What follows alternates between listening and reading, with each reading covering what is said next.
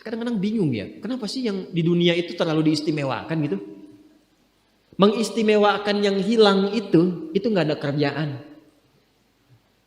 Mengagungkan yang hancur, yang sifatnya fana, rasanya biasa. Apa yang mau dibanggakan sih? Dan yang paling menarik tuh begini, ketika meninggal gelarnya pengen sama dengan yang dianggap ringan atau rendah status sosialnya itu.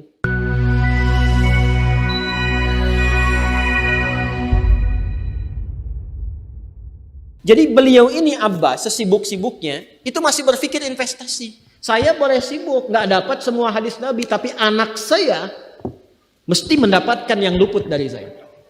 Saya boleh nggak mendapatkan semua Quran, tapi anak saya mesti ada yang jadi ahli Quran.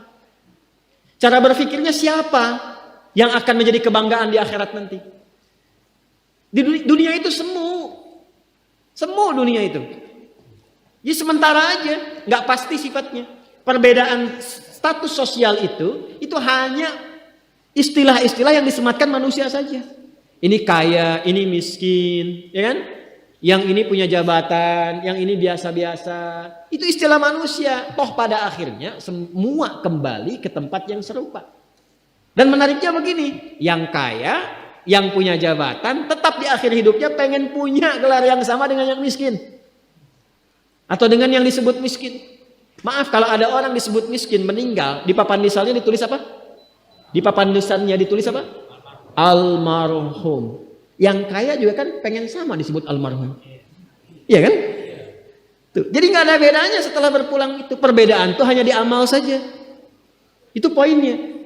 Maka kalau ada yang mengharapkan orang tua, cita-cita membanggakan anak di dunia, boleh-boleh saja, tapi patut diingat itu sementara. Anda silahkan sekarang sekolahkan setinggi-tingginya. S1, S2, S3, S4, kerupuk 3, silahkan. Mau dalam negeri, luar negeri, mau di Nagreg, mau di California, mau di Chicago, di Chicago, di Singaparna, Singapura, silahkan. Itu pilihan. Tapi saya cuma mau katakan begini, itu sementara. Dan persaingannya tidak istimewa. Karena jangan pun Anda yang beriman, yang belum beriman pun bisa melakukan itu. Apa yang dikira yang hebat matematika itu anak Anda saja. Anak orang lain pun bisa. Halo?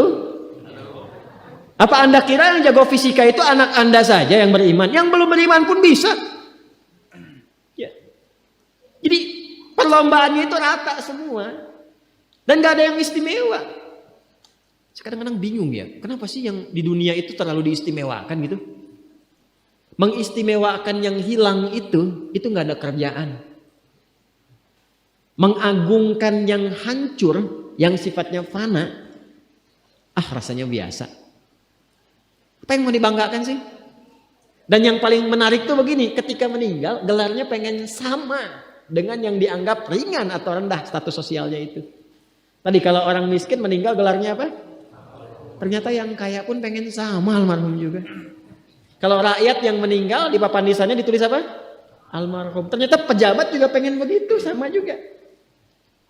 Saya belum pernah dengar nanti kalau saya meninggal tulis gelarnya Almaun ya. Gak ada. Tetap almarhum juga. Jelas ya? Nah, maka yang dipikirkan tuh perlombaan yang sejati itu begini. Perlombaan yang sejati itu adalah perlombaan untuk kehidupan yang abadi yang gak fana lagi. Jadi kalau pada saat itu unggul selamanya karena nggak ada kematian lagi setelah itu.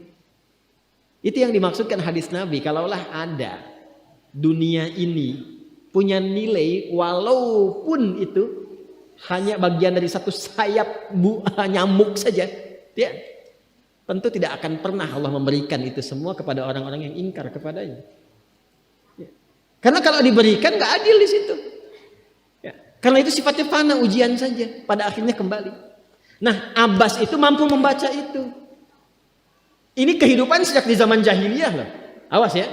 Jadi risalah Islam itu membimbing pengikutnya, umatnya untuk berpikir lebih cerdas. Ini visioner. Makanya jadi muslim itu mesti cerdas. Beriman itu membuat Anda lebih pintar. Saya tanya begini ya, maaf ya. Sekali lagi mohon maafkan saya kalau perumpamaan ini kurang menyenangkan. Kalau ada yang abadi dengan yang sementara, Anda pilih yang mana? Masa? sholat itu untuk yang abadi atau yang sementara? Abadi. Baik. Mobil itu untuk yang abadi atau yang sementara? Pilih yang abadi apa sementara?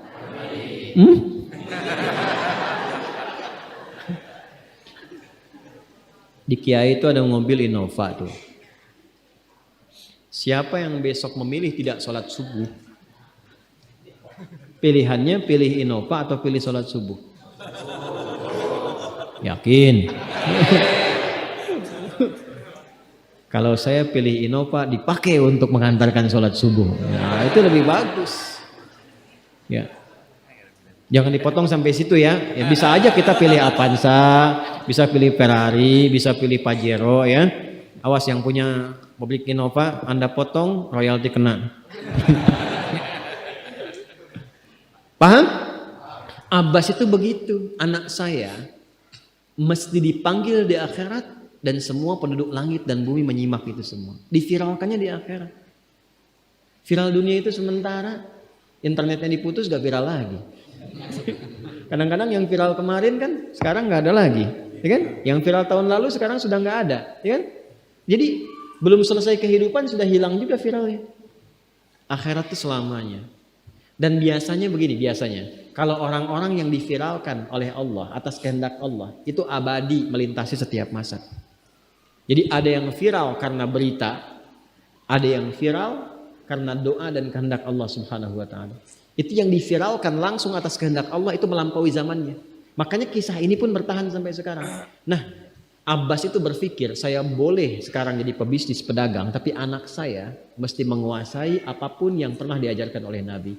Maka anak kecil ini sejak dini mengikuti Nabi. Sejak dini lekat dengan Nabi. Maka ketika Nabi tidur pun itu ikut berkunjung karena keluarganya. Nah, inilah yang didapatkan oleh kita hadis tentang bangun tidur. Jadi hadis tentang bangun tidur itu diriwayatkan oleh anak kecil yang umurnya belum genap balik.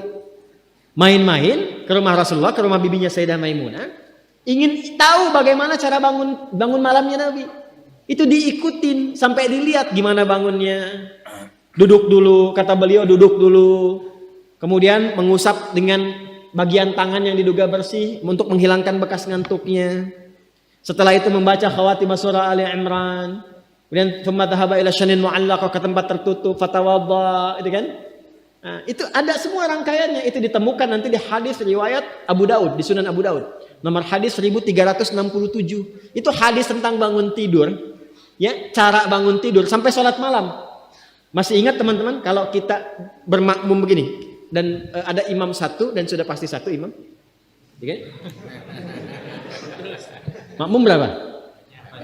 Satu boleh? Boleh. Dua boleh? Tiga boleh? Empat boleh? Jadi imam berapa? Makmum? Empat. Laki-laki imam makmum? Imam, baik, bagus ya. Nah, dan imam kan laki-laki. Kalau perempuan imam untuk perempuan kan? Laki-laki untuk perempuan dan untuk laki-laki. Fokus ini. Kalau satu begini, satu laki-laki, kemudian di belakang laki-laki. Ini kan posisinya boleh sejajar kan? Ya kan? Yang imam ini, makmum ini kan? Tadinya di belakang, tarik begini sejajar. Ini yang meriwayatkan anak kecil yang belum balik itu. Itu riwayat Ibnu Abbas. Satu paket. Termasuk sholat, kemarin kan kita tarawih kan? Sholat malam. Yang dua rakaat itu kan? Ya, sholat malam yang sampai 11 itu, tambah khafifatain 2, itu riwayatnya ini. Yang sholat tahajud malam yang 11 rakaat, tambah khafifatain 2, ini riwayatnya ini. Tutup dengan witir 1 rakaat. Itu anak kecil yang meriwayatkan. Dan tahukah Anda, sepeninggal Nabi SAW, Abbas bapaknya ini hafal 200 hadis, anaknya Abdullah hafal 2000 hadis. Begitu caranya. Anda di sini ada yang diplomat, yang di kantor, yang taruhlah berdagang misalnya, ibu rumah tangga, ya, dan sebagainya. Boleh, nggak apa-apa. Saat ini kita mungkin belum maksimal, tapi jangan biarkan ada satu di antara anak keluarga kita yang tidak jadi kebanggaan di akhirat. Tolong ya, tolong pulang dari sini dilihat. Anak Allah titipkan kepada saya berapa anak? Tolong siapkan jadi kebanggaan akhirat. Satu aja jadi ahli Quran tuh. Untuk pelita di rumah tuh. penghilang kesedihan, penghilang kegelisahan, mendatangkan semangat. Itu demi Allah saya katakan gak ada yang paling indah kecuali saat ayah pulang ke rumah. Tiba kemudian dia melihat anaknya yang kecil sedang murajaah. Amma yatasaalun. Bahkan surat yang bapaknya sendiri belum hafal. Jangankan pulang ke rumah, Anda sedang mau rapat, dikirimi video anak Anda 3 tahun membaca surah Al-Ikhlas, itu hati tenang. Itulah Quran. Itulah Quran. Maka belajar dari Ibnu Abbas ini, apa yang terjadi ketika orang tua mampu memfasilitasi anaknya demikian, sekalipun orang tuanya tidak mencapai apa yang diraih oleh anak, tapi orang tua mewarisi setiap pahala yang dihasilkan dari anak itu. Karena itulah setiap hadis yang diriwayatkan oleh Abdullah kecil ini, Ibnu Abbas, maka semua doa tersambung bukan hanya untuk beliau tapi juga untuk keluarganya, untuk orang tuanya. Karena itu kalimatnya bukan radhiyallahu taala anhu tapi anhuma, untuk Abdullah dan bapaknya.